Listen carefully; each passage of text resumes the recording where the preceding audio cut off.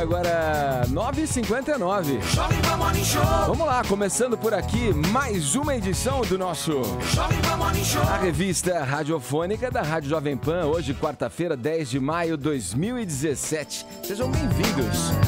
Força-tarefa do Morning. Tudo o que você deve saber sobre o depoimento de Lula ao juiz Sérgio Moro. A melhor e mais humilde equipe do rádio brasileiro está a postos nessa quarta-feira. A Carolina Ercolim traz as informações ao vivo de Curitiba e o José Maria Trindade fala direto da capital federal. Marco Antônio Villa e Ellen Brau, aqui do estúdio, e também Augusto Nunes, direto da Itália, analisam os fatos. Você não vai perder, hein? O Mecanismo. Celton Mello será protagonista da série dirigida por José Padilha sobre a Operação Lava Jato. A Netflix divulgou ontem que as gravações já começaram, hein?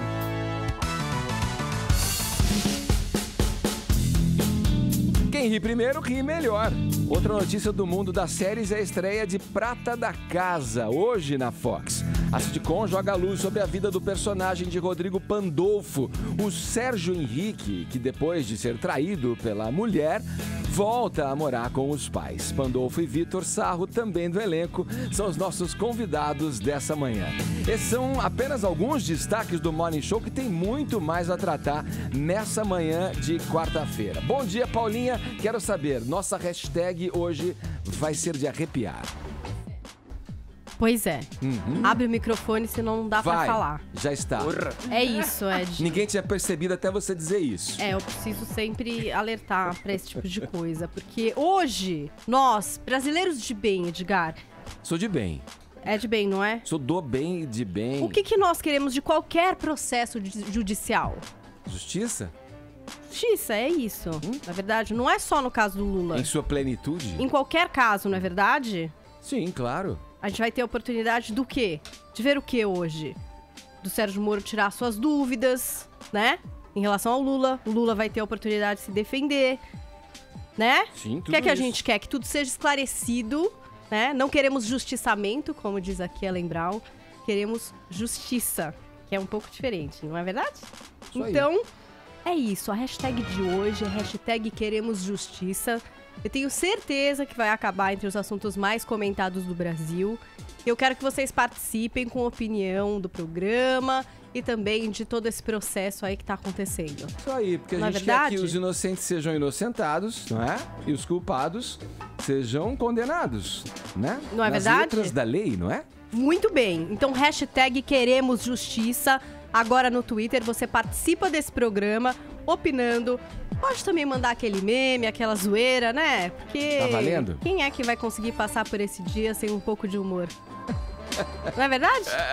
Aqui pelo WhatsApp também você interage, 11 931 7009. Quero que os ouvintes hoje respondam o seguinte: esse depoimento ao juiz Moro é o momento de maior pressão da carreira política de Lula? Olha que não foram poucos, hein? Mas esse aí, em especial, quero o teu comentário. O que você acha? Né? Como é que vai ser esse interrogatório? Grave uma mensagem em vídeo ou em áudio e mande aqui pra gente, interagindo com a programação do Morning Show. E aí, esse depoimento ao Sérgio Moro, hein, do Lula, é o maior momento de pressão na carreira política do Lula? 11 931 17 1009 é o nosso WhatsApp. Curta a nossa página no Facebook, vá lá, JP Morning Show, e inscreva-se no nosso canal do YouTube. Se você não se contenta em só ouvir esta equipe do Rádio Brasileiro, vai lá que você pode ver também tudo o que acontece nesse estúdio multicolorido do Morning Show. Te convido a passar a próxima hora e meia colado aqui na Jovem Pan. Vamos em frente, Paulinha. Como eu disse na abertura aqui do programa, bom dia, Ellen, bom dia, Vini. Bom dia, Edgar. Vamos lá, o Celton Mello vai ser protagonista já de uma série muito aguardada, né, dirigida pelo José Padilha, que vai tratar da Operação Lava Jato. É isso. Quero Finalmente temos o nome da série que vai tratar da Operação Lava Jato, mais uma produção original Netflix no Brasil. Porque era difícil explicar que ia ter essa Eu série, me lembro né? quando você trouxe aqui essa notícia pra gente, especulou-se sobre se o Wagner Moura seria o juiz Sérgio Nossa, Moro. teve tanta especulação a respeito disso, E né? o Celton vai ser quem? E aí que Qual o a Celton vai personagem? chamar Meu Nome Não é Lula? Sério? Como é que é?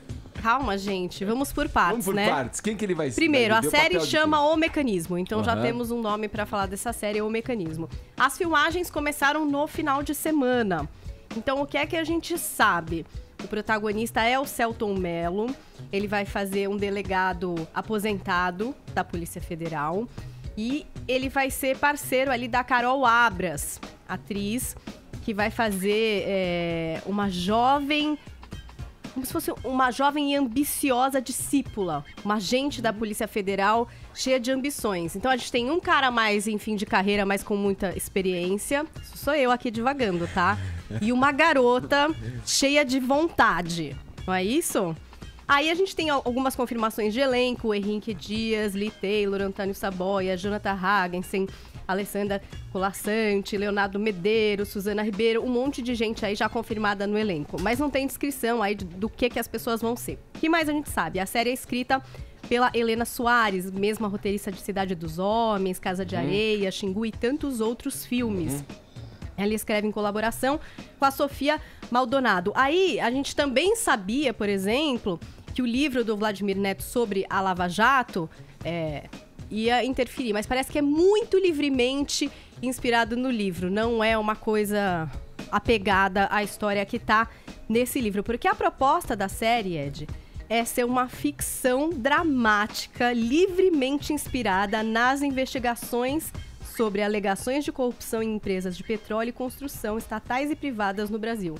Então vamos lembrar que é livremente inspirada nas investigações, porque eu acho que talvez muita gente estivesse esperando alguma coisa de, né, muito real, quase que documental das coisas que estão ainda em curso. Coisas fictícias, é isso. Livremente, dramática e livremente inspirada. Então abre precedente, né, para muitas outras coisas se desenrolarem dentro disso. A gente sabe que o José Padilha vai dirigir alguns episódios, mas o Marcos Prado, que até já veio aqui ao Morning Show, também vai dirigir. Assim como o Felipe Prado. Então serão 3 diretores aí se revezando na direção. E a previsão de estreia para essa série é pro ano que vem. Mas não tem muito data, não. Especulam que o Padilha vai querer lançar junto com um filme que ele tá para lançar também, Entebbe, que é sobre aquele caso do avião sequestrado em 76 por terroristas palestinos, um caso real. Esse filme, por exemplo, tá em pós-produção, então tá em curso também de ser lançado. Então, muito provavelmente, acho que primeiro semestre do ano que vem. Isso eu especulando, tá? A Netflix só falou o ano que vem. Aí, eu tava até falando agora, confirmando aqui no telefone.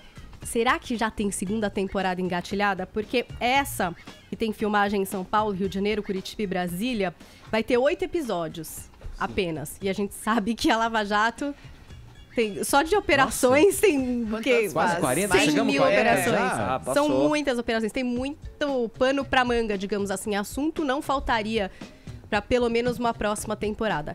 Que não está confirmada oficialmente. Mas eu senti vibes de que muito provavelmente teremos sim mais uma temporada de O Mecanismo. É um assunto inesgotável, né? Pra ser tratado nessa série. Inesgotável. Até porque a operação terminou, a operação tá em curso, né? A operação e assim, se você pensar nos elementos incluídos, né? Selton Mello, José Padilha, essa trama que atrai o brasileiro e que tá, enfim, história em curso. Sim. Por que não vai fazer sucesso? Certeza que vai fazer sucesso, pelo menos nesse mercado, né? Sabe que a Netflix vai lançar para todos os seus mercados, acho que são 190 Só países. Tem uma questão aí, Paulinha. É um concorrente fortíssimo. O quê? A vida real. A vida real.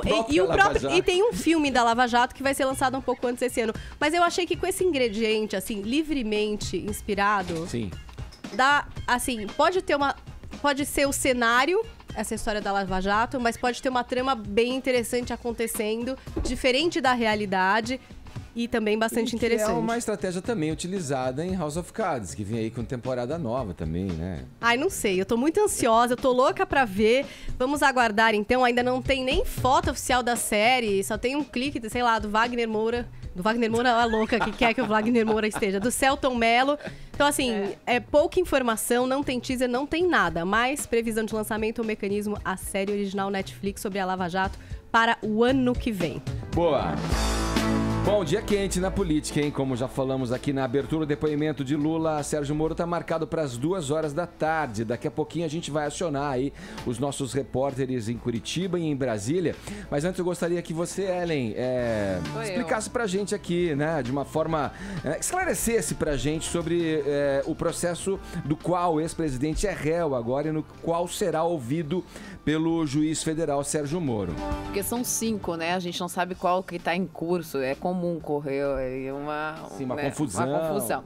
Então tá, o que hoje ele vai esclarecer ao juiz Sérgio Moro, gente, é um processo em que ele é ele é acusado pelo Ministério Público Federal dos crimes de lavagem de dinheiro e corrupção passiva. O que ele está sendo colocado ali?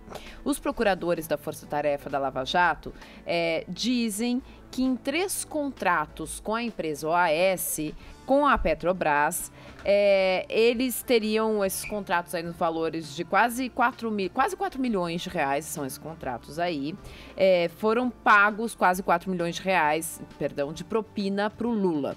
E como é que foram pagos esse dinheiro? Não foi pago lá em dinheiro, não foi moedinha, não. Essa grana foi paga ali de uma maneira diferente, através da reserva de um triplex no Guarujá, no litoral de São Paulo, que aliás eu não conheço direito, tenho que conhecer esse litoral, mas dizem que é um pouco cafona. Dizem, eu ouvi dizer, não sei. Teve o seu auge nos anos 80, eu ouvi dizer que é meio cafona. Mas aí vocês podem avalizar ou não, que vocês são daqui, você sabe melhor que eu. Aí a OAS tem lá esse prédio, ela reservou esse triplex no Guarujá, reformou esse triplex no Guarujá. Há quem diga que foram feitas visitas, né? Foi feito todo um avalizamento da família, dizendo, eu quero assim, eu quero assado, coloca um elevador e tudo mais. Não tem um registro no nome da família, é esse o grande embate, é esse o argumento da defesa do Lula, tá? Mas... teria sido, então, dessa forma, através por isso que os procuradores dizem que é uma propina, porque não foi pago em dinheiro vivo nem nada, foi através dessa reserva do triplex que se pagou os contratos com a Petrobras. Ellen, só me permita uma mínima correção. Há quem diga não. Foram feitas visitas, o senhor Léo Pinheiro foi ao apartamento, tem foto, tem testemunho do zelador. O zelador que deu um depoimento, né?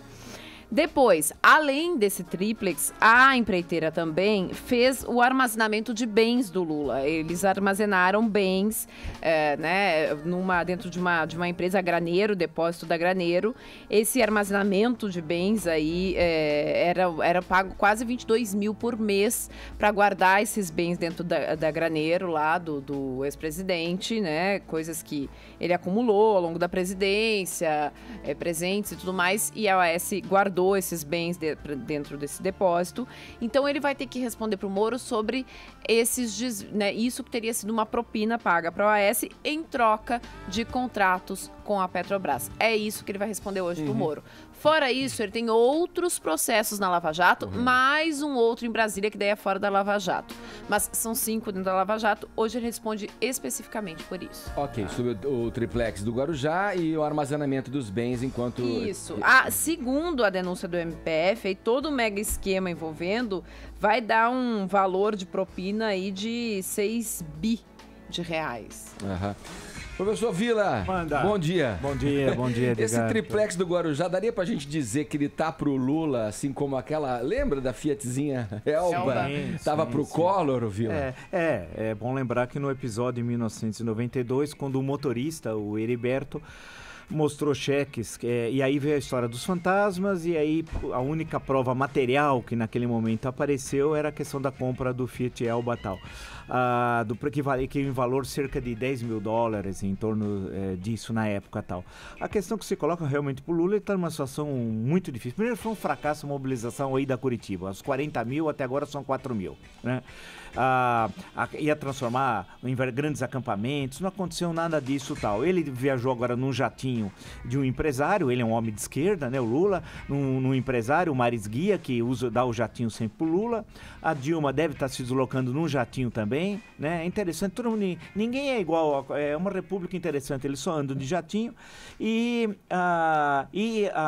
quis transformar esse evento num embate entre ele e o juiz. Não, ele é réu e o outro é juiz, ele é réu no processo, ele é em 5, mas nesse especificamente, do qual ele é réu tal. Então toda a mobilização é um grande fracasso, a história que Lula é um perigo para 2018 é farsa, a invenção do Datafolha, que entre o Datafolha e o Coelhinho de Páscoa eu acredito mais no Coelhinho de Páscoa, e todas as eleições demonstraram isso, eu não estou inventando, eles ficam nervosos comigo quando eu falo isso, mas é uma demonstração clara de que eles não acertam uma tal. E a grande questão é que o presidente está começando o seu encontro com o ex-presidente com a justiça, né? E ele vai tomar na cabeça que ele vai ser condenado nesse processo. As provas são irrefutáveis, e nos outros processos também. No momento ele é pentarréu, mas ele deve ser hexa ou hepta ainda esse ano. Olha, e o dia ontem foi de derrotas para o ex-presidente Lula no Tribunal Regional da 4ª Região de Porto Alegre. Um juiz negou pedidos da defesa do petista. Ele manteve a data do interrogatório e impediu que assessores do petista gravem o depoimento. Um terceiro revés se deu em Brasília. Outro juiz ordenou a suspensão das atividades do Instituto Lula. Zé Maria Trindade, a vida não tá fácil para ninguém, mas pro Lula tá, digamos, pior, hein? Bom dia para você aí em Brasília. É processo para todo lado, né? Muito bom dia, Edgar. Bom dia, professor. Bom dia a todos da mesa. Olha, Edgar, realmente não está sendo fácil para o PT e para os seguidores do PT. Aqui no STJ, Superior Tribunal de Justiça, já foi negado um pedido da defesa do presidente Lula, do ex-presidente Lula, para que as ruas de Curitiba fossem desobstruídas. Agora falta a decisão, né, que eles pedem a suspensão por 90 dias do julgamento, com o argumento de que não houve tempo para analisar novos documentos que foram acrescidos ao processo. Mas, na verdade, Lula vem tendo derrotas consecutivas, está cada vez mais claro de que haverá mesmo uma condenação lá em Curitiba pelo juiz Sérgio Moro. Essa condenação já é considerada certa, daí esse tempo precioso, né? A tentativa de suspender o julgamento, aliás, o processo por 90 dias, exatamente com vistas à possibilidade de candidatura. Este processo, ele é muito importante entre todos os outros citados aqui, porque ele está mais adiantado, ele está na frente e pode decretar a inelegibilidade do ex-presidente Lula, né? E é aí que trabalha a defesa. Aqui em Brasília, a repercussão é total. O mundo político para exatamente para entender como será essa difícil defesa do ex-presidente Lula nesse processo que não parece tão grave assim, mas que é muito importante, porque demonstra claramente o grau de promiscuidade com que o ex-presidente Lula e seus seguidores lidavam com o poder econômico, né, com as empreiteiras, ao ponto de ser até desleixado, né, de deixar a cargo das empreiteiras ações que seriam da própria família, né? Esta ação aí de suspensão do Instituto Lula acabou provocando reação política também, mas nada importante que possa suspender a decisão política, que é a de, pelo menos por enquanto, não aceitar o funcionamento do Instituto Lula, que todo mundo sempre soube que trabalhou como um biombo para as atividades políticas e não sociais do ex-presidente Lula. Agora, professor, eu sou aqui em Brasília da bancada do Sem Jatinho. Agora, lá em Curitiba, eu fiquei sabendo que houve dificuldades para a comitiva do ex-presidente Lula e dos advogados, né? Nenhum hotel queria aceitar. O argumento é de que havia a possibilidade de depredação, né? Não aceitaram também o uso do hotel para uma coletiva, logo depois do depoimento que o ex-presidente Lula daria, ninguém aceitou também. Ele está tendo esse tipo de dificuldade. Os líderes do PT foram para Curitiba, viu? E entraram aqui com um pedido, um habeas corpus coletivo também, para tentar abrir as ruas de Curitiba. Olha, isso é contra a possibilidade mínima de controle de segurança. É uma questão de segurança pública mesmo, né? Proteger a Justiça Federal. Certamente com passagens pagas pelo contribuinte. Pergunta-se a Narizinho, a Gleisi Narizinho Hoffmann, chamada, eu até hoje não entendi, porque na planilha ela é chamada Diamante do Odebrecht, ela precisa me explicar, eu não sei. Ou Coxa, ela é chamada na planilha de 2 nomes. Ela e o criminoso, ela é criminosa e o marido, o Paulo Bernardo, é uma quadrilha. Ela não sei se ela vai gestar quadrilha também, né? Propriamente dito tal. Então, ela viajou com passagens que é pagas por nós, pelo contribuinte, dinheiro de contribuinte. Então, todos esses parlamentares, o Lindenberg Farias, que é o senador mais processado da história do Senado, eles não estão nem aí conosco com respeito à coisa pública. Eles estão viajando com passagem paga pelo contribuinte e tal. É um verdadeiro abuso. E o Lula, no jatinho do Valfrido, né? Maris Guia e tal, e a Dilma vindo também em jatinho. É uma festa. Eles não estão nem aí com a justiça. Por isso que eles têm que ter uma condenação para ficar claro que político ladrão, o lugar é na cadeia. E o Lula, que é o maior ladrão da história do Brasil, tende para regime, por isso que eu digo, Lula para presidente Bernardes. Regime, presídio de segurança máxima. É lá o lugar dele, junto com o Marcola. Eu tenho dó do Marcola. Ô, professor, com relação a estas pesquisas recentes aí da Datafolha, indicando o ex-presidente Lula em primeiro lugar nas pesquisas... Papo furado. Tudo picaretagem da Datafolha. É picaretagem. Eu estou assumindo a responsabilidade, sou eu. É picaretagem. Se for discutir viu, Zé? Desculpe só te interromper. Metodologicamente era uma farsa. Eles estavam divulgando a pesquisa no dia posterior ao fracasso da greve, que seria uma grande greve, que foi um fracasso. No sábado sairia a pesquisa e o Lula ia depois no dia 3 de maio. Deu tudo errado, né? Deu tudo errado. A pesquisa é uma farsa. É igual grande parte das pesquisas que aparecem no Brasil. E essa do Datafolha é uma farsa, tenho certeza absoluta tal. Lula não vai ser... Se o Lula for candidato em 2018, eu já disse, eu atravesso o Rio Tietê nadando de costas. Pois então, o entendimento político aqui é de que, primeiro, se isso for verdade, o senhor coloca em dúvida aí a seriedade da pesquisa, mas se isso for verdade, sim, é porque o Lula está sozinho, claro, não há outro candidato, né? O que também foi confirmado aqui, já era comentado até com pesquisas particulares, é esse crescimento de Bolsonaro. Isso já era esperado, até em pesquisas particulares de líderes que me mostraram aqui. Agora, a minha tese é de que Lula não será candidato e o caminho já está pronto.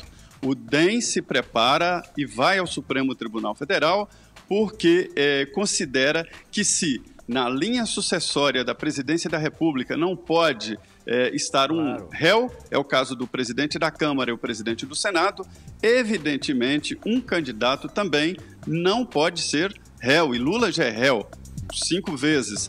Então, o raciocínio do DEM, que será apresentado ao Supremo, é esse: como alguém pode ser candidato para um cargo que não pode ocupar. Claro. Tá certo, Trindade. Obrigado pelas tuas informações. Bom trabalho aí em Brasília. Um abraço, hein? Pois não, muito bom dia a todos. Vamos lá, daqui a pouco a gente vai a Curitiba, onde a Blitz se apresentou, né, nesses dias e acabou. A Blitz Banda. A banda Blitz. Cuidado por falar Blitz em Curitiba, que o pessoal já pensa outra coisa. Eu tava achando que era batida policial. Não, esclarecido aqui, ó. A banda Blitz se apresentou nesses dias e acabou sendo ovacionada, não só pelo repertório de clássicos dos anos 80, tudo, mas em razão de um comentário do líder da banda, o Evandro Mesquita. Comentário que tem a ver com, obviamente, com tudo que a gente tá falando aqui, o momento vivido pelo Brasil, né, Vini? Pois é, Evandro Mesquita, que tá no ar até agora em Rock Story, né? E lidera por tantos anos aí a banda Blitz, esteve lá em Curitiba e fez uma homenagem, né? Antes do show começar, dedicou, na verdade, o show ao juiz Sérgio Moro. E aí a gente tem até o vídeo, a gente perceber como que ele foi ovacionado após essa dedicatória, Edgar. Vamos ver, solta aí, Bruno. Caiová, a gente está sempre por aqui, por perto de vocês. E agora, mais um motivo genial para a gente estar aqui. Queria dedicar essa noite e esse show ao juiz Sérgio Moro.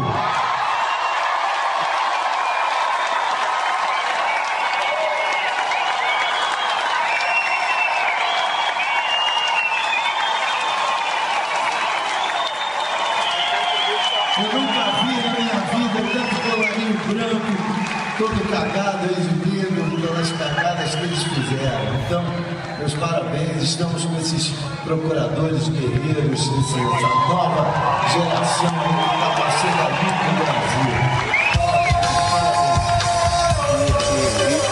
E até um gritinho ali, meio que de torcida de futebol.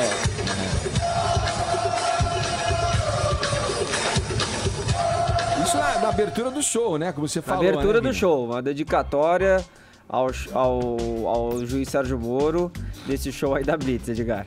Ô, Vila, num país em que grande parte da classe artística parece ter sido cooptada pelo lulopetismo, isso é um ato de coragem na tua avaliação?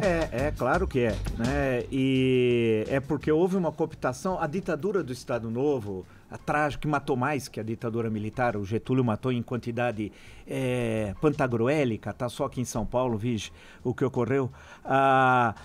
Tinha o DIP, o Departamento de Imprensa e Propaganda, né? Que foi criado para... Bem, o aniversário do Getúlio, o nascimento, era feriado, imagina, escolar, tal, dia 19 de abril.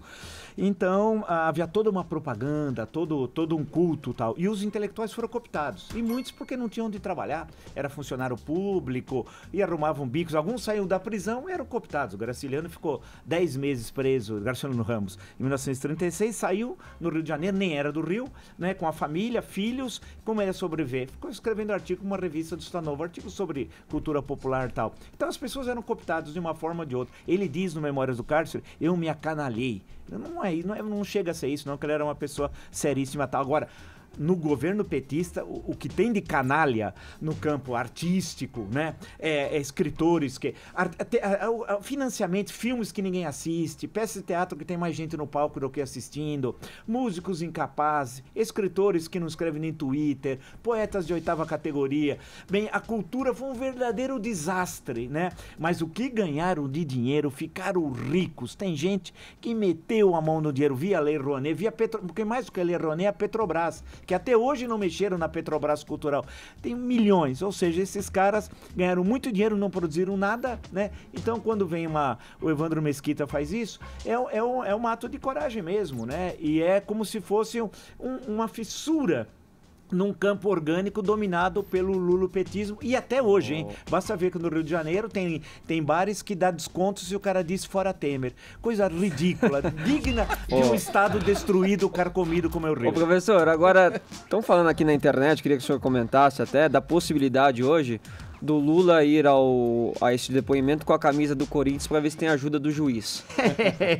O senhor acha que pode Olha, isso falando por um corintiano, hein? Ô, Vila, que traidor, é corintiano esse garoto. Essa é boa. É a lista, porque né? os caras realmente são favorecidos. É a Basta lista. cair, qualquer coisa. Eu acho melhor que fosse do Flamengo, porque tem até a torcida do juiz, né? Bom, vamos lá, vamos dar uma desanuviada aqui no papo. A gente segue pro Rio de Janeiro, conversando agora com o nosso repórter por lá, Rodrigo Viga, que a essa altura, meu amigo, do campeonato, deve estar com sua regata, né? Sua bermuda, suas chinelas, né? Com a prancha a tiracola, acompanhando as emoções do circuito mundial de surf. Ô Viga, olha, apesar de que o nosso grande herói do surf brasileiro, né? O Gabriel Medina e companhia, não sei se estão indo muito bem nessa rodada aí, nessa etapa do campeonato. Bom dia. Tudo bem? Tudo bem? É de parafina, é de quilha, mas eu acho que pode chamar sempre de CR Ed, porque a Odd é o CR7, meu camarada. Hoje você vai poder se deleitar lá com o topete dele, com o abdômen definido, enfim. Sentir que você curte o CR7. Tudo bem? Por que você tá falando isso, Viga? Você não lembra que a semana passada o Cristiano Ronaldo... ele tá na história do Cristiano cabelo, ainda. com aquele ângulo, com aquela cutis. Você... Esse não é mais o mesmo. Agora, enfim, fica Saquarema, sol, céu azul, campeonato de surf. Tá faltando, sabe o que, meu cara Edgar? O principal, onda. Tá flat o mar, como dizem os surfistas.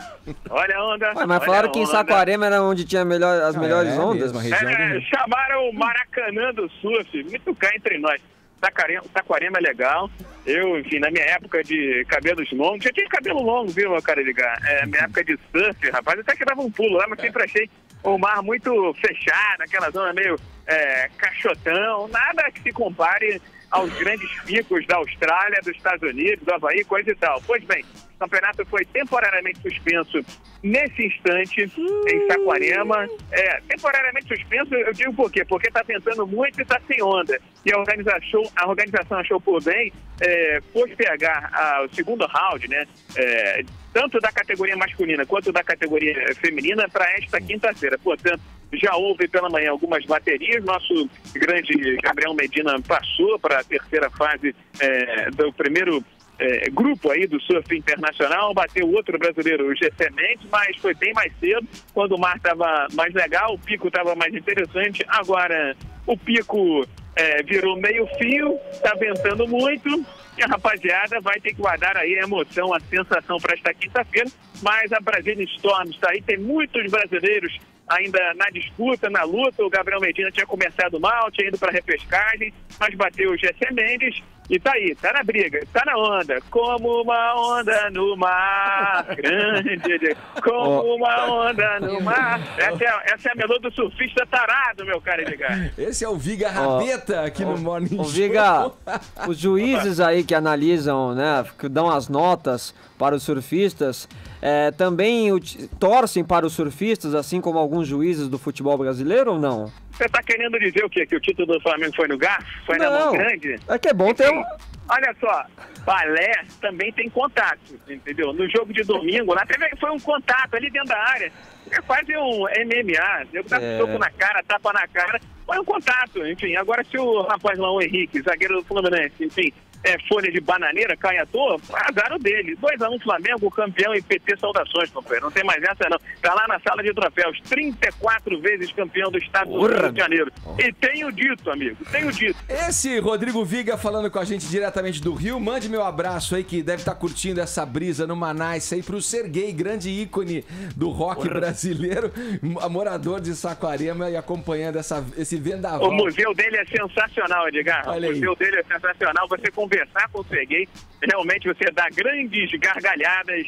Enfim, Saquarema é especial, mas não tem essas ondas. Agora, foi para ver aqui para Saquarema, rapidinho, porque no ano passado, você lembra, né? Às vésperas da Olimpíada, o mar da Barra da Tijuca estava com ondas ruins e totalmente cheio de lixo, contaminado, uma reclamação generalizada, e levaram da Barra da Tijuca para Saquarema por conta das condições, principalmente de salubridade do mar. Teve surfista até que passou mal, meu caro Ed Streck. Valado, esse aí, Rodrigo Viga, com a gente diretamente do Rio de Janeiro, falando aí, dando informações sobre o circuito mundial, essa etapa do circuito mundial de surf. Vila, aproveitando esse tema aí do Viga, todo mundo na juventude foi, né, comunista, foi surfista, você é uma exceção a isso. O que você fazia? Não, eu jogava, eu gosto muito de jogar futebol, gostava, né, porque agora não dá pra jogar 5 minutos. Não, a gente jogava futebol de salão, né, porque adorava jogar futebol de salão, jogava lá com um pivô, o cara jogava de costas pro gol distribuindo, que antigamente a regra era diferente, não podia fazer gol dentro da área, é verdade. Tinha mas eu sempre gostei muito do futebol, assisti milhares de jogos, e até hoje, e jogava assim, porque era o que tinha. Eu nasci em Rio Preto, mas cresci em Santo André, né?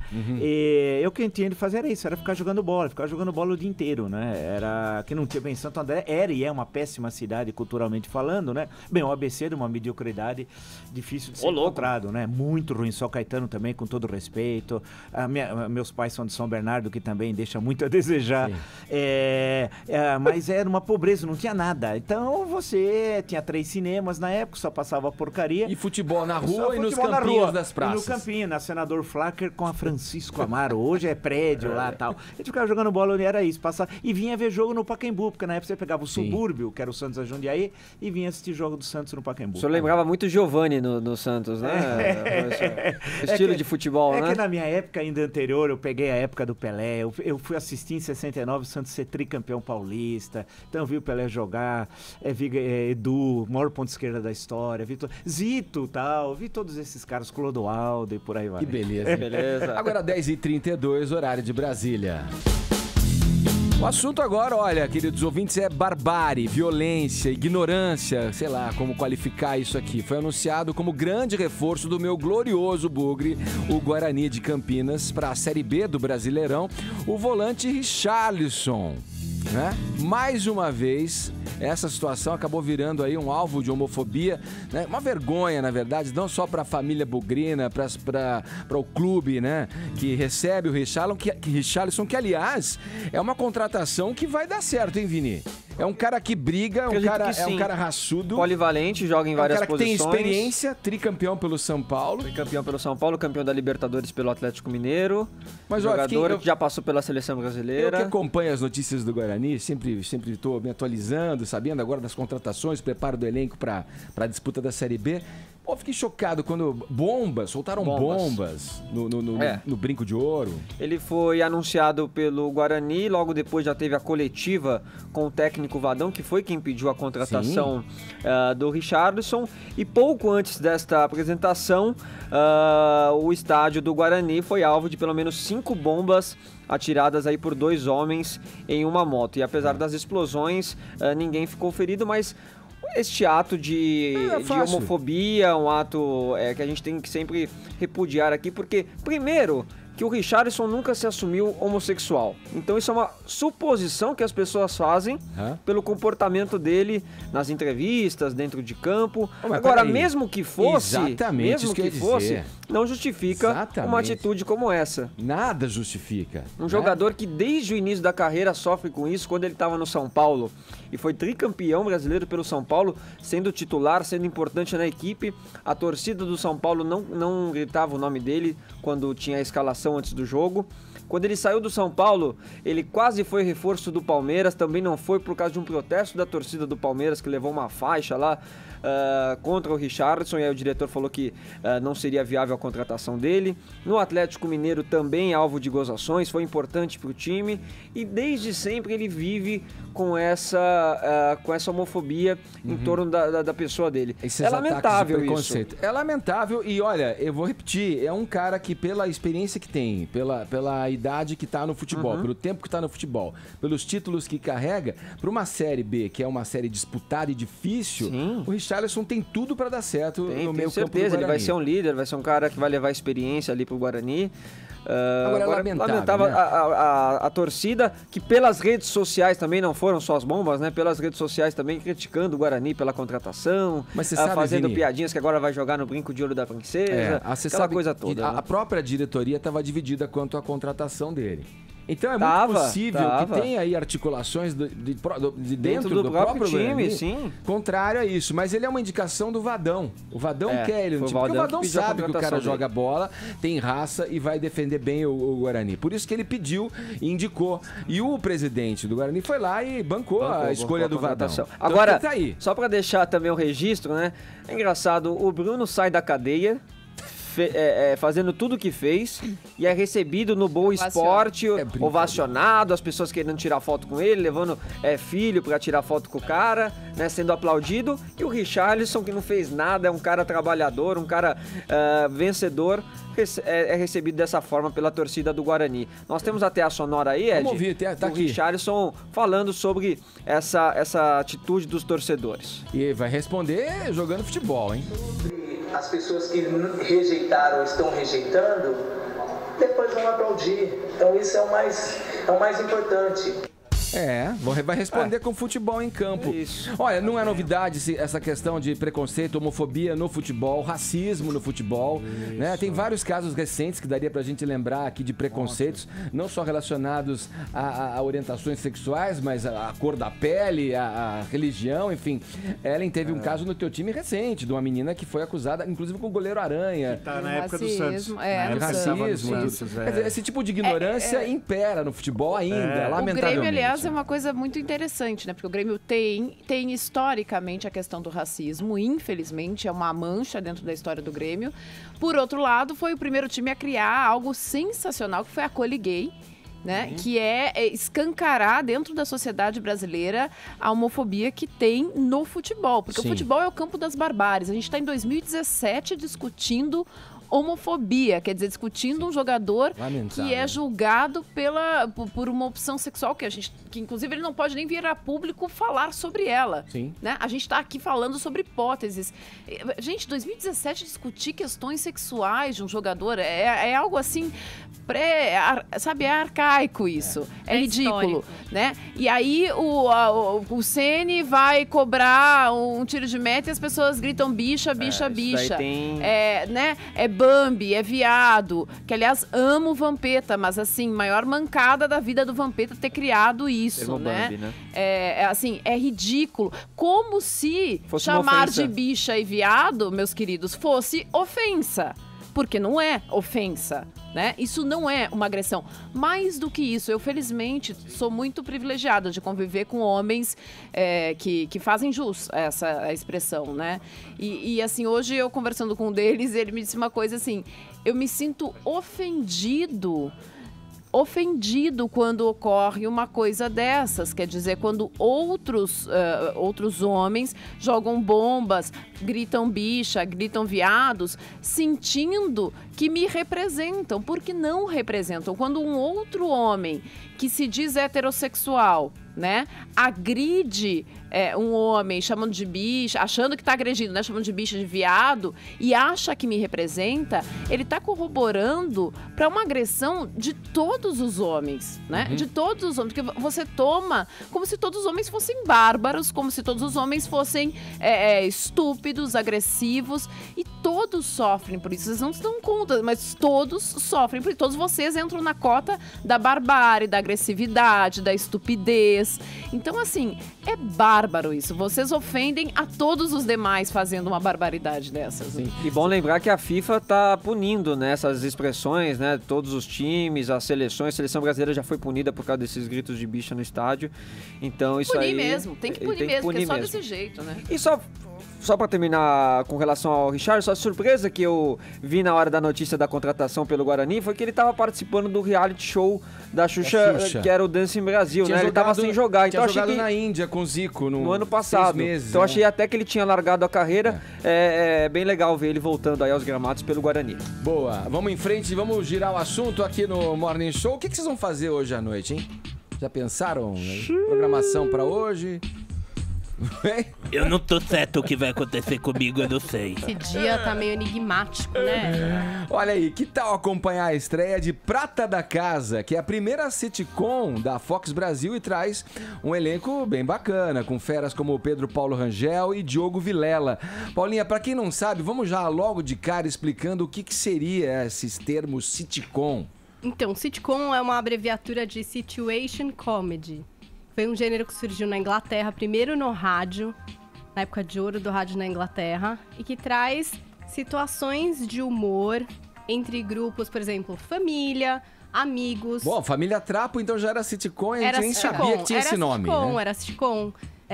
E depois é engraçado, porque quando saiu do rádio e foi pra televisão, o que acontecia? Normalmente era em teatro mesmo, e aí tinha a claque do pessoal rindo, né?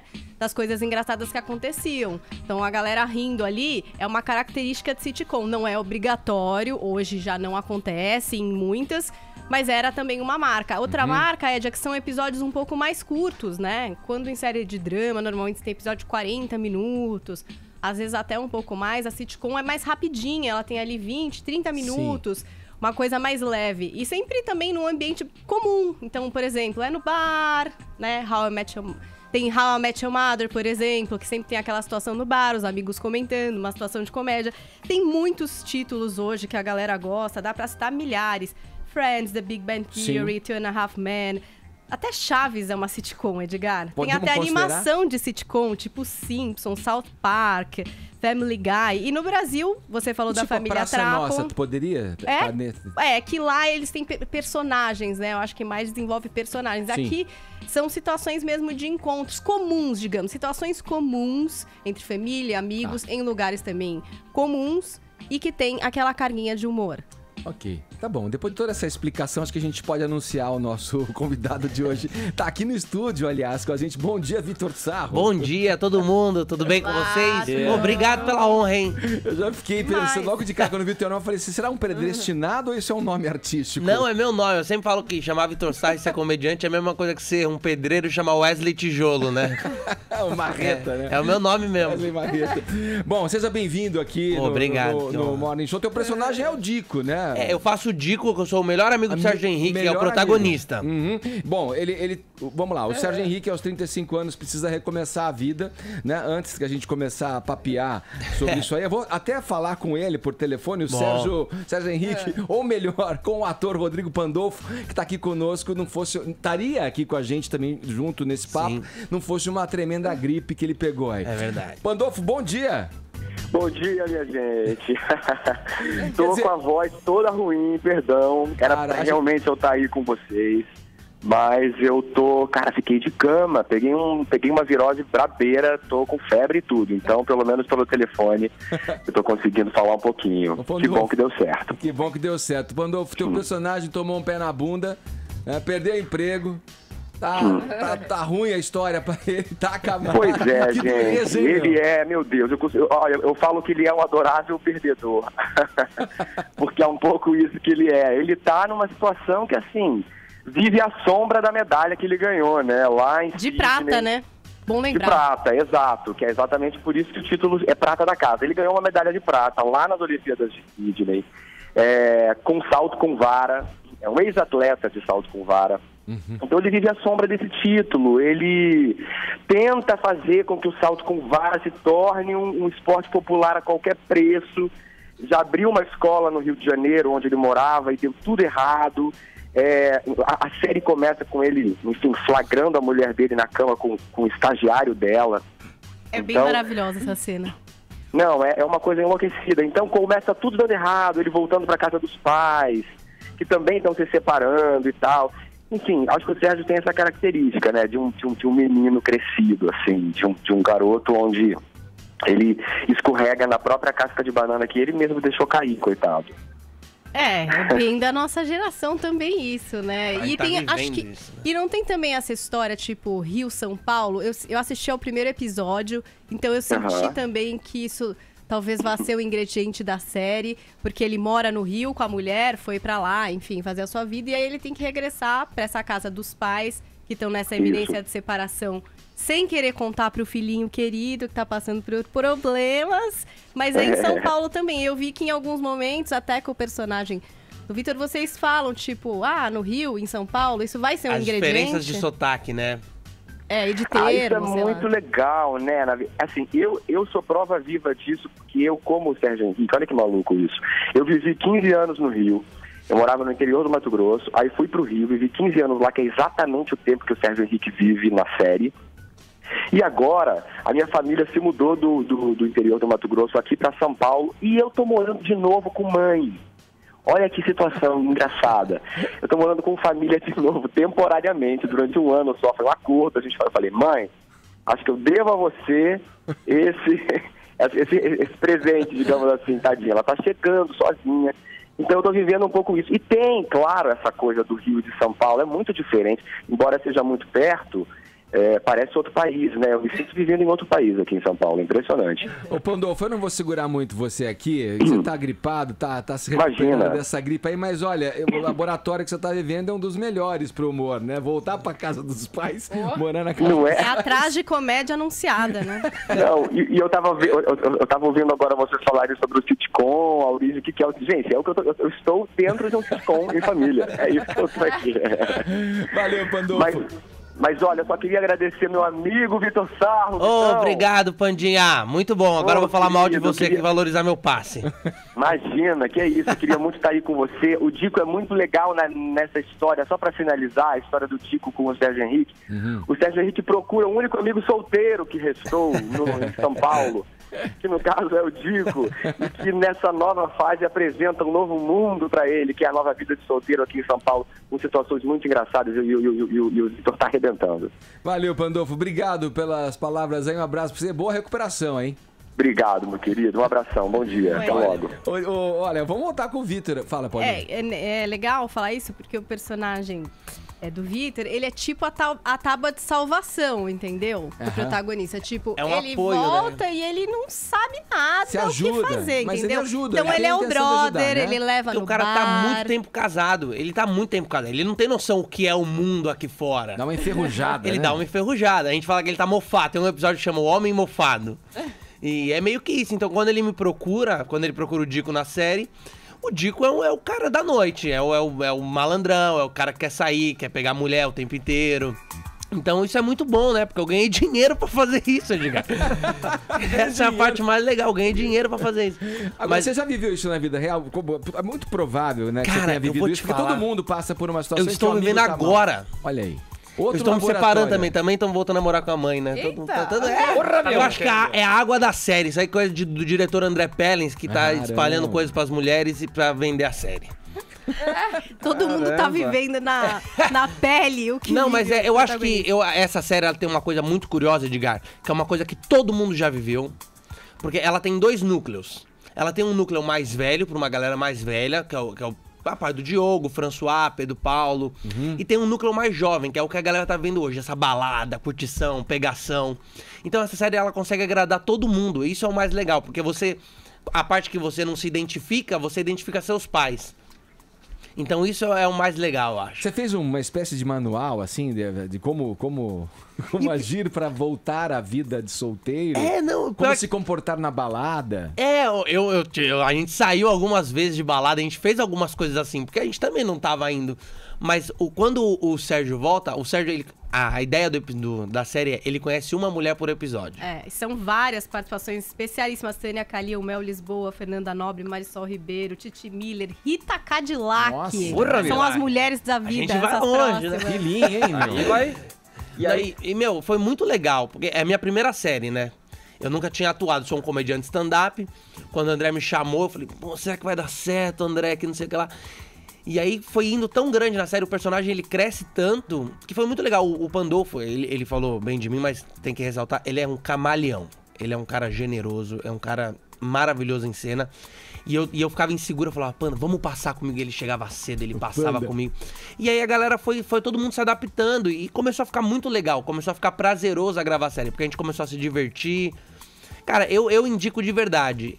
Eu acho que tá muito engraçado. Não é uma série que tá um humor pastelão, esse humor gritado, berrado. Que tá... É uma coisa muito fina, é uma coisa muito sutil, assim, sabe? Agora, eu imagino que os nossos ouvintes que estão aqui nos acompanhando estão interessados neste enredo, né? Deve ter muito ouvinte se identificando, que passou ano lá enferrujado, no casamento, agora tá saindo da relação, quer saber mais ou menos... Você aprendeu alguma coisa? Por exemplo, quem tá saindo da relação, tá enferrujado, primeiro passo aí. O que é a primeira coisa a fazer ao se desenferrujar? Ir pra Rua Augusta, aqui em São Paulo. Augusta é uma boa opção, mas... Quem tá em São Paulo, não, vamos traduzir pra... A gente é um programa nacional. Isso é nas entrelinhas, A série deixa muito claro que você precisa procurar pessoas que te fazem bem. A primeira coisa quando você termina um relacionamento é procurar algum amigo. É procurar alguém da sua confiança. Amigo cafa, um amigo mais sossegado. Tem um amigo cafajeste, porque o cafajeste te prejudica. Você vai ver, na série eu boto ele muita roubada, né? Mas você precisa procurar alguém. E o segundo, parece que não, mas é uma opinião. Eu acho que uma dor de amor você só cura com outro amor. Então você começa a sofrer ali. Você precisa tá ouvindo muito carametade. O vavá é ótimo. É bom sofrer um pouco. Sofrência é a sofrência é bom. Momento, né? O Cortella diz muito isso. É uma semana. Você sofre ali, ouve o seu Cazuza, ouve sua Maria Rita, ouve o que tiver. E aí você pega, você levanta. Aí o Vinícius já tá... já tô na outra parte. E você levanta e vai embora pra próxima. Vai firme pra próxima. Não, tem que viver. Né? Porque se durar muito tempo essa relação começar a durar muito, os problemas são só transferidos. Aí vira depressão, aí tem que ir pra analista, aí tem que ir pra... Agora você falou aí da primeira atuação, primeira série, logo com essas feras aqui, né? Pedro Paulo Rangel, Diogo Vilela, François, que você já comentou.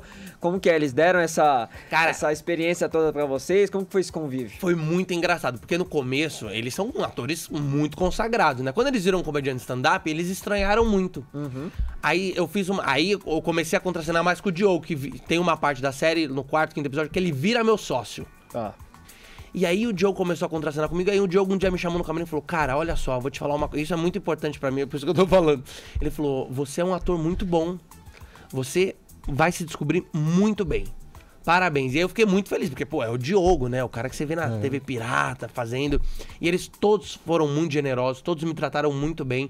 Essa galera mais velha guarda, assim, eles sabem ser muito generosos, porque eles já brilharam, eles já fizeram tudo. Hoje eles já estão num status tão grande que eles só querem É igual o Vila aqui em relação a gente, que tá começando. Não, eu fiquei pensando o seguinte, com relação ao Vila, eu fico imaginando ele, né, jovem intelectual, professor de história e tal, quando fosse galantear uma garota, se ela fosse do Sul, ele trataria da Revolução Farroupilha. Se fosse nordestina, Canudos. O cara, quando é muito inteligente, ele puxa o assunto que ele sabe, né? Não interessa, ele descobriu a palavra supérfluo, ele encaixa em toda hora. Se fosse uma carioca, os tempos da capital do Rio de Janeiro, hein, Vila? Ele encaixa, o tempo tá quente, a mulher fala, tá quente, ele vai, tá quente, mas você não viu no Sul como era durante a guerra, né? O cara encaixa um jeito de mandar o que ele sabe, é isso aí, tem que ir no garantido, né? E no 100%. Olha, você tem que entrar nesse assunto, é meio inevitável. Não, quando se fala o que de você humor, quiser. tal, essa questão da abordagem, né? Você tá tratando e ajudando o teu amigo a entrar na vida de solteiro de novo. Como é que faz para dar aquela galanteada em tempos do politicamente correto e desses cuidados que devemos ter quando nos aproximamos de outro para expressar os nossos desejos, né? O Dico... Como é que vocês conviveram com isso durante a feitura da série? Era uma preocupação ou não? Sempre foi uma preocupação. O Dico hoje, ele retrata o que o homem brasileiro é.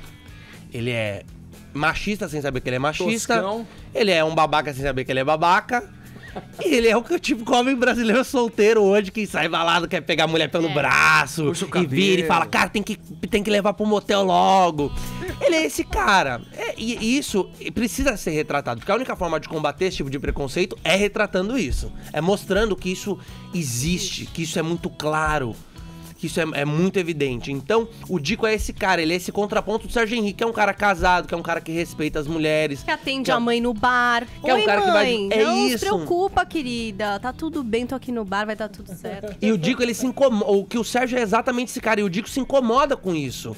Ele, cara, não, tá errado, você tem que pegar essa mulher. O Dico é o cara que fala, eu não gosto de repetir mulher. Ele é esse cara, entendeu? Então...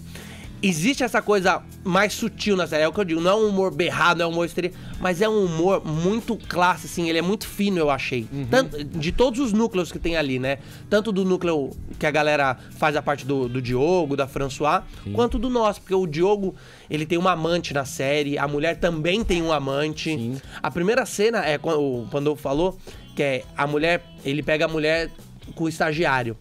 E aí ele fala, com estagiária, ela fala, todo homem sai com estagiária. Por que eu não posso? Isso é um machismo. Então, vai retratando esse ponto, né? Que é muito legal. E isso eu acho muito bom. Tem coisas mais ácidas, é bem divertido. Eu vou fazer um break aqui. A gente continua na conversa com o Vitor Sarro, que estreia em Prata da Casa pela Fox. E a gente vai bater esse papo, continuar conversando com ele no próximo segmento. Agora, 11 horas em ponto, horário de Brasília.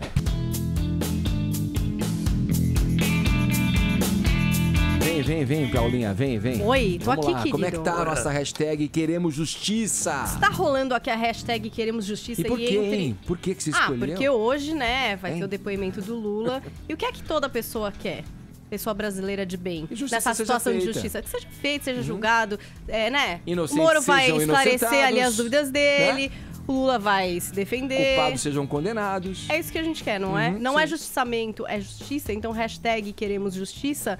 Você pode comentar aqui o que é que você quer. Por exemplo, Kennedy falou o seguinte: queremos justiça que só haverá com a prisão de todos os políticos corruptos. Com certeza. Aí tem mais gente aqui que já, enfim, hashtag Queremos Justiça, Lula na cadeia. O Vitor Motti diz aqui. Aí tem pessoas fazendo montagem também com a minha foto e com o filme Kill Bill. E mandando memes, né? Por exemplo, também comentando a série, o Thales Alexandre, discordo, dor de amor se cura com bebidas e amigos. Hashtag Queremos Justiça. O que será que ele quis dizer com isso? Não sei, é isso. B-Movie. Vamos lá, vamos pra Curitiba agora, acionando nossa repórter Carolina Ercolim. Bom, depoimento de Lula a Sérgio Moro começa logo mais, a partir das 14 horas, às 2 horas da tarde. E a Carol nos atualiza agora. Como é que estão as coisas por aí, Ercolim? Olha, Edgar, ainda calmas. A gente está falando aqui de uma área do bloqueio da Polícia Militar. É um grande cinturão que foi feito a mais ou menos uns 100 metros do prédio da Justiça Federal. Lá no fundo da imagem, não sei se vocês conseguem ver, tem muito policial por aqui, muita gente mesmo. E no final das contas, os manifestantes não estão chegando tão próximo assim, justamente por conta dessa frustração, né? Não vai dar para ver muita coisa daqui. Não sei se vocês vão conseguir dar uma olhada aqui, ó. Tem pouquíssima gente. Aqui é uma das entradas, é pela Avenida Anita Garibaldi, uma das principais que tem aqui, pela entrada do prédio da Justiça Federal. Lá na frente tem uma praça que praticamente só tem jornalista.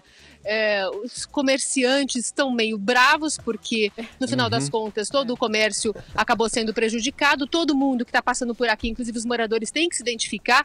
Os jornalistas têm que apresentar essa credencial aqui, senão também não passa por ali. Eu estou aqui do lado de fora para mostrar essa movimentação aparentemente calma aqui do lado de fora. Mais cedo a gente mostrou no jornal uma grande movimentação, cerca de 5 mil pessoas no acampamento dos manifestantes que apoiam o ex-presidente Lula. Eles vão se deslocando, estão se deslocando de um terreno ali próximo à rodoviária. Eles vão por uma praça na frente da Universidade Federal do Paraná. E lá, sim, vão colocar uma programação cultural, como eles dizem, com alguns discursos, apresentações e tal, durante toda a manhã e também à tarde. Há a expectativa de que algumas lideranças, inclusive o presidente Lula, passe por lá no fim da tarde. Aliás, Lula e a ex-presidente Dilma também já estão aqui no solo da capital do Paraná. Eles chegaram pelo aeroporto Afonso Pena por volta das 10h30 da manhã, mais ou menos. Lula de jatinho fretado, a Dilma de voo comercial.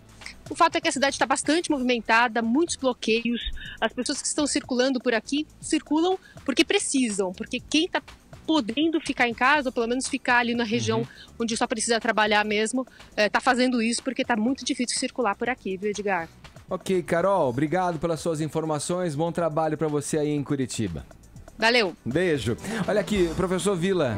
Vamos lá. Bom, a Dilma foi de avião de carreira. Né, eu queria esclarecer isso direitinho, porque o do Lula foi o avião do Valfrido Mares Guia, que é um grande empresário picareta da educação de Minas Gerais, do grupo Croton ou Croton, não sei, e que é estranho, ninguém cede o jatinho e não leva algo em troca, né? Esse cara é um mercador da educação e de um péssimo ensino, vale lembrar, né? Dessas picaretagens privadas que tem por aí e que se expandiram muito na época do PT, que inventou que o Brasil precisava crescer o número de universitários e a qualidade é zero, né? A maior parte das faculdades aí não é nem colégio, não é nem um colégio, é na verdade um ensino fundamental 2.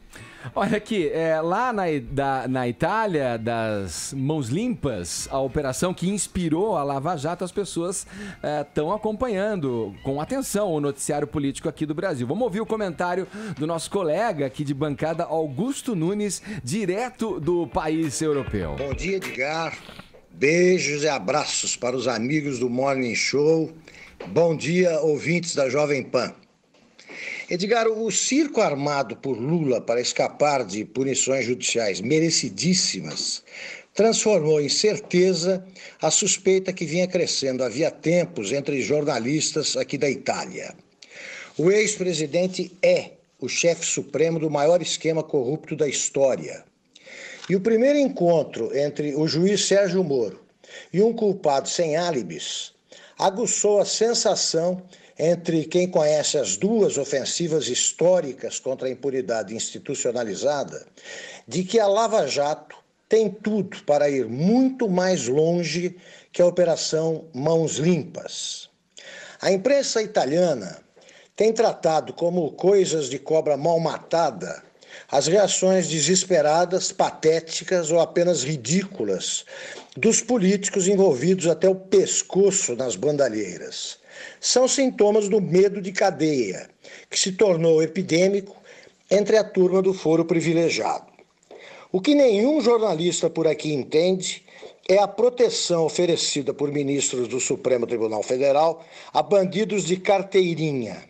Por que, em vez de estender-lhes a mão, a Corte Suprema não ajuda a manter algemados os pulsos dos ladrões irrecuperáveis? Essa é a pergunta que eu mais ouço por aqui, Edgar. E é essa, certamente, a pergunta que se fazem, neste momento, milhões e milhões de brasileiros decentes.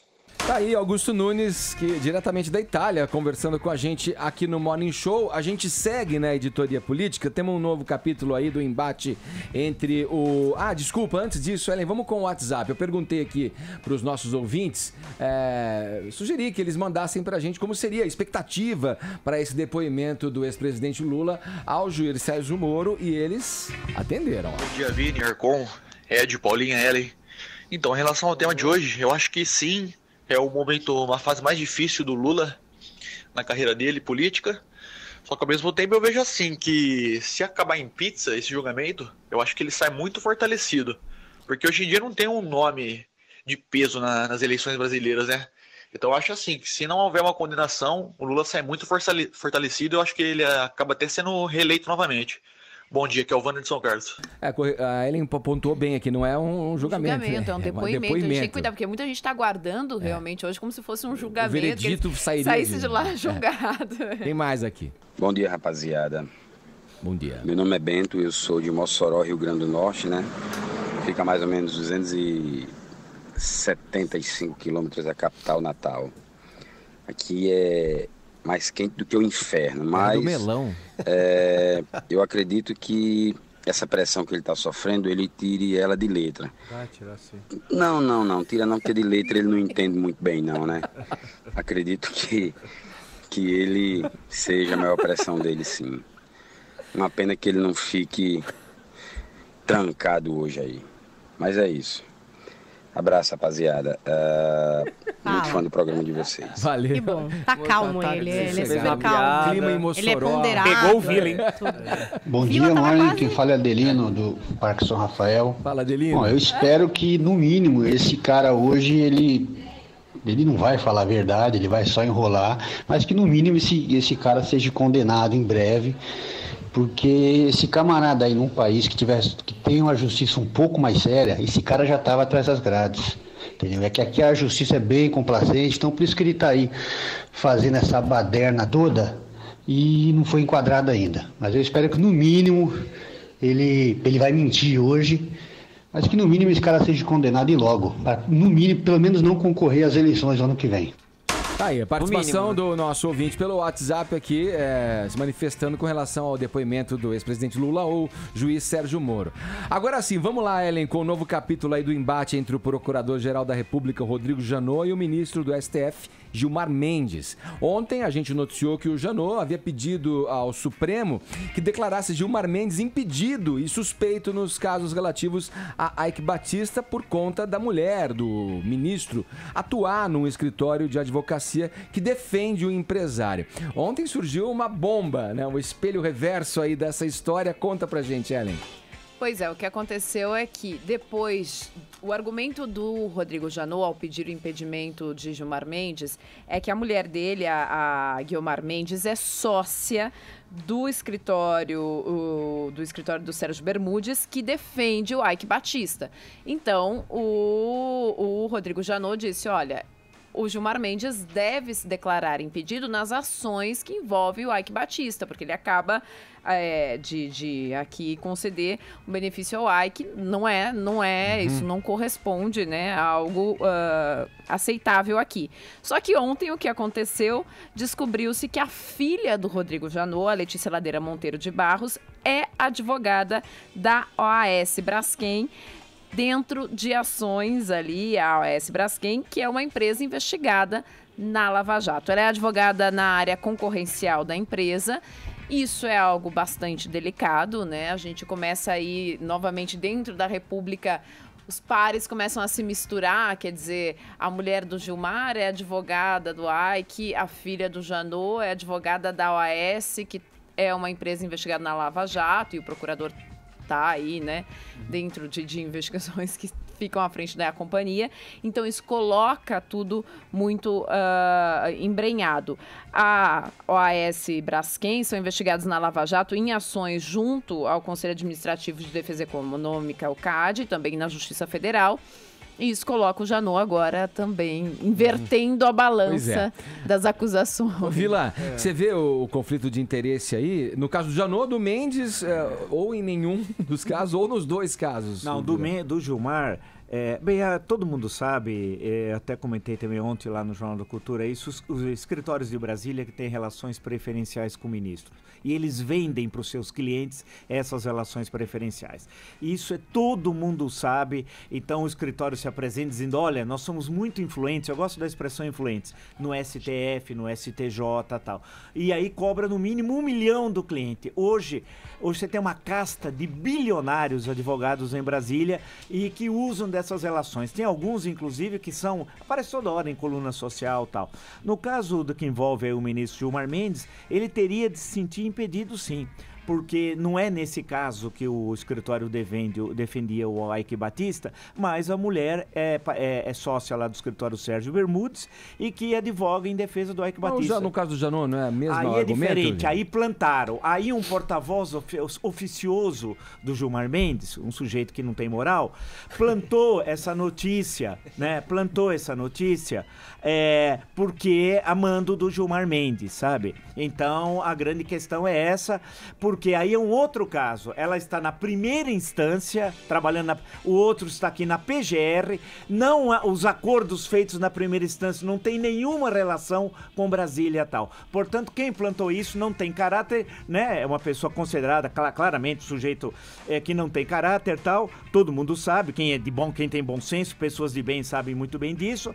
Então, isso foi para tentar diminuir o ataque. Ao invés do Gilmar Mendes se defender, ele usou a mulher para se defender, através via Facebook, e usou um paspalho também para se defender e tal. Falado. Bom, olha, vamos registrar aqui, morreu aos 75 anos em Uberlândia o ator Nelson Xavier. Quais os detalhes que você traz pra gente, Vini? Pois é, Edgar, acordamos com essa triste notícia aí da morte do ator Nelson Xavier. Morreu aos 75 anos nesta madrugada em decorrência de um câncer. Nelson Xavier, que fez muito sucesso no teatro, no cinema, na televisão, foram inúmeros trabalhos marcantes, como em Lampião e Maria Bonita, quando ele fazia o Lampião, e mais recentemente como o médium, né? O Chico Xavier, e que até a semelhança, né, foi muito destacada nesse filme que o Nelson Xavier fez, foi premiado. Atualmente ele está agora na reprise também de Senhora do Destino, que está no ar na Globo.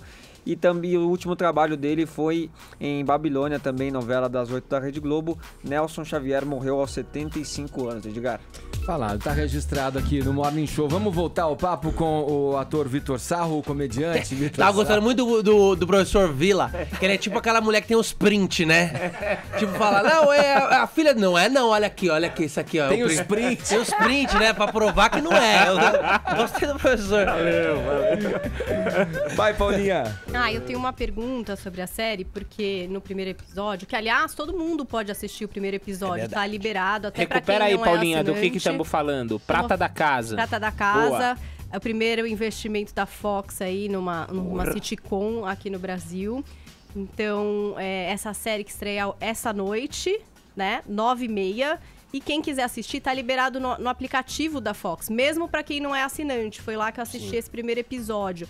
E no primeiro episódio, a hora que abre o episódio, a gente vê que tem os pais do protagonista ali em cena, o Diogo e a François Forton, e eles estão falando sobre a vida do filho. E aí o filho entra e meio que não vê eles. Eles estão lá, tipo, eles estão lá num debate, como se fosse meio uma voz de Deus, mas eles não estão, na verdade. E no fim, isso acontece também. Eles comentam, tipo, os últimos acontecimentos da vida do filho.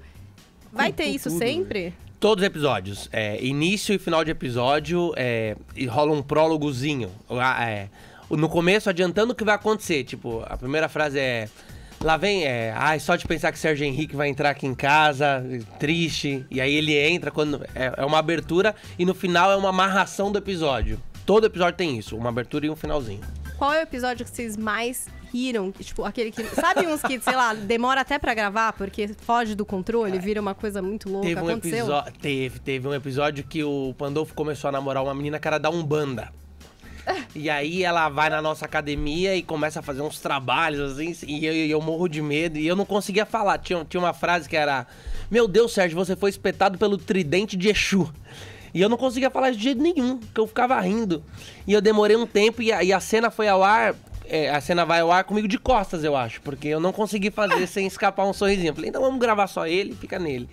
É muito spoiler também. Você vê, da pena. A Paulinha manda assistir. A Paulinha manda assistir, conta o episódio inteiro. Eu vou assistir pra lá quê? na frente. Aí eu não contei o que acontece, o que eles falam. Eu falei que tem e é uma coisa, acho que importante. Agora, como é que é essa troca com Pedro Paulo Rangel, Françoise Forton? Deve ser sensacional. Cara, né? é muito... Imagina aí, um comediante stand-up que era garçom do Habib's e virou do nada um negócio... Era garçom do Habib's. Você era mesmo? Eu era garçom do Habib's, ganhava R$15 e 4 esfirra, mano. Olha. Sério mesmo? Por Deus. Eu quero saber o seguinte. Isso deve ser sensacional. Você deve ter histórias muito boas. Em um ano de garçom do Habib's, demorou um ano, eu era repórter da Fátima Bernardes. Olha, a pior escolha de Fátima Bernardes. Isso é carreira meteórica. Caramba, hein, meu? Sua vida foi de mal a pior, hein, sabe? Eu era um cara muito novo, eu tinha saído do Habib's de verdade, tinha ganho me inscrevi num concurso, o Fábio Porchat me viu, me levou pra Globo, a Fátima viu, me botou no programa em um ano. Então eu não tinha noção do que era um ao vivo ainda, sabe? Então eu tinha... O comecinho do programa da Fátima também, né? Ela tava de... E eu tive muitos problemas com isso. Uma vez eu lembro que uma pauta era sobreviventes, tinha um cara que foi soterrado por um caminhão de laranja. O cara contou uma mega história triste, que ficou 5 dias comendo laranja. E eu falei, bom, pelo menos de gripe ele não morre, né? Aí eu vi a sua Fátima, obrigado, um próximo convidado agora. Mudava o assunto. A Fátima é ótima, a gente brincou aqui, viu, Fátima? Ela é maravilhosa. Temos o seu programa, venha ao Morning, né, Edgar? Não é ao vivo o programa? Ela larga um dia, deixa na mão do... de alguém, deixa na mão de É o que vai acontecer. Outra coisa legal de falar que a gente não falou é que o diretor, o André Pellens, ele é o mesmo de Minha Mãe é uma Peça, um dos grandes sucessos do cinema nacional, das maiores bilheterias da história do cinema nacional, é o diretor dessa sitcom, né? Então, uma coisa também legal, porque é um cara que já fez bastante sucesso no cinema, abriu fazendo esse enorme sucesso e agora fazendo sitcom. E ele é o roteirista da série, ele é o criador e é o diretor. Ele só não atuou porque também acho que... Manda em tudo. Ele manda em tudo, manda aprender e manda soltar Ô, lá. Vitor, você disse que uma das grandes qualidades aí do Prata da Casa é a sutileza. Sim. E disse que ela não é histriônica, não descamba pro pastelão. Queria saber se você acha que esses são problemas do humor que a gente faz aqui no Brasil, principalmente em TV. Eu acho que não é nenhum problema. Eu acho que o Brasil gosta desse tipo, é por isso que faz tanto sucesso. Só que isso tem um público, né? E tem um outro público que tá muito órfão dessa comédia mais sutil, né? Que o Tá No Ar vem fazendo bastante até, mas por ser na Rede Globo não tem tanta liberdade de ir mais além do que poderia com o elenco que eles têm. Eles já vão muito além do que é dentro de uma emissora de televisão, mas a gente sabe que com o elenco que eles têm, eles poderiam fazer o melhor programa de comédia do mundo, né? Eles são muito bons. E eu acho que o Brasil tá um pouco órfão dessa comédia que não seja estridente, que não tenha o porteiro, que não tenha o gay como característica, que não tenha a mulher como sofredora. Ela precisa ser como ela é hoje, como o Brasil é hoje. Tem que ter a Françoise, faz uma mulher muito empoderada, uma mulher muito decidida, é uma mulher que tem um amante, é uma mulher que tem um trabalho, é uma mulher que é vivida. O Diogo é um trabalhador que também tem uma mãe. Que é isso que acontece. A gente sabe que no Brasil tem gente que tem amante. Você fala do público, né? Com tanta certeza. É um outro público, né? Eu me lembro de uma entrevista que a gente fez aqui no Morning Show com o Boni. Ele dizia que esses programas, digamos, de humor mais sutil, que é o que você está dizendo, que é o forte do Prata da Casa, ou talvez ele estava aludindo, na verdade, ao programa do Adnet, ou Tá No Ar, tal, que esses programas não gerariam o efeito desejado em termos de audiência. Quando você fala de público, né?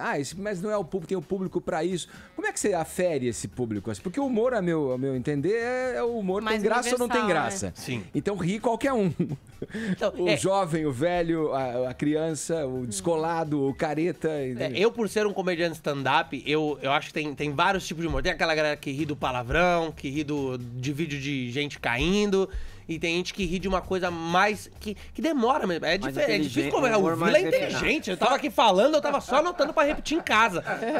Então tem coisa que é diferente mesmo. A gente tem as classes, querendo ou não. Tem a classe A, a classe B, a classe C, a classe D. Hoje, por exemplo, você pega o Multishow.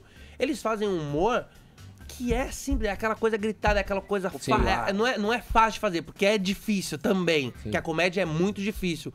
Mas o Paulo Gustavo, ele tem uma simpatia, ele faz só de olhar pra cara dele. Você já ri. Você já dá risada. A Cacau Protásio, que pra mim é uma das melhores atrizes de comédia que existe, só de olhar pra ela, fala, que é aqui, olha? Você já dá muita risada. E a Tatá, você viu o show dela, é o genial. talk show? A Tatá é genial. A Tatá, ela tá um degrau acima É uma de dessas que qualquer- você olha também e já ri, É uma né? dessas que Ela você tá olha pra ela... quase colocando a muito camisa bem. de força, Tá muito entendeu? bem. Você fica meio preocupado até. E aí, é tão louca. esse humor que se você olha, você fala, Tatá não tem como, é da classe A, B, C, D, Pois E, é. F, G, H. Pois é. Vai achar graça da Tatá, de qualquer Exato. jeito. Corrobora o que o Edgar É o que eu disse. tô dizendo, é. Mas tem coisa, por exemplo, filmes. Cisne Negro eu não entendi até hoje, Edgar. Cisne Negro eu não É um entendi até pouco hoje. confuso mesmo. Fala, Vini. Eu queria sair um pouquinho da série. Eu queria sair um pouquinho da série, porque o Vitor, ele faz muito sucesso nas redes sociais com a filha dele, né? Ele brinca muito com a filha. E que história foi aquela de comprar uma boneca de R$400? Isso é muito da. A E minha aí? filha queria uma boneca. Pode falar? Eu achei que queria uma bebê alive. Você é das elites, hein? Aí, eu sou um cara trabalhador, não sabia o que era, fui na loja. Falei, moça, eu quero uma bebê alive. A mulher falou R$400. Eu falei, vem cá, vem cá. Eu falei, por que custa R$400? A mulher falou, não, é que a boneca faz cocô. Eu falei, eu também. Olha aí, e tô aqui de graça, na moral. E aí minha filha chorou tanto que eu acabei comprando a boneca pra ela. Boneca Deu faz uma cocô, semana, ela bicho. falou que não queria mais brincar com a boneca. Eu falei, não, vai brincar. Ela falou, Olha lá não a vou. boneca, Aí eu ó. comecei a brincar com a boneca. Aí levei a boneca no show da Anitta, não levei minha filha. Levei a boneca pra Disney, não levei minha filha. Pra ela aprender a dar valor nas coisas. E eu fiz esse post, várias fotos minhas com a boneca. Eu levei pra almoçar com o Fábio Porchat. Olha lá, eu levo a boneca em tudo quanto é lugar. E esse post deu 30 milhões de acesso. Eu sei por que tua filha não gostou. Porque ela percebeu que o mesmo cocô que a boneca fazia era o que ela comia. Não, e não é isso é o problema. Não é que ela come. R$400, você espera o intestino na boneca, né? Mas não, a boneca oca que você joga uma massinha, cai e tá tranquilo. E ainda tem a fralda, que é mais R$100. Nossa, que é mais você caro que fala a fralda da sério. minha avó. E aí você vai gastando um dinheiro com a boneca que você vai ver que você tá todo endividado, cara. Eu vendi o carro agora.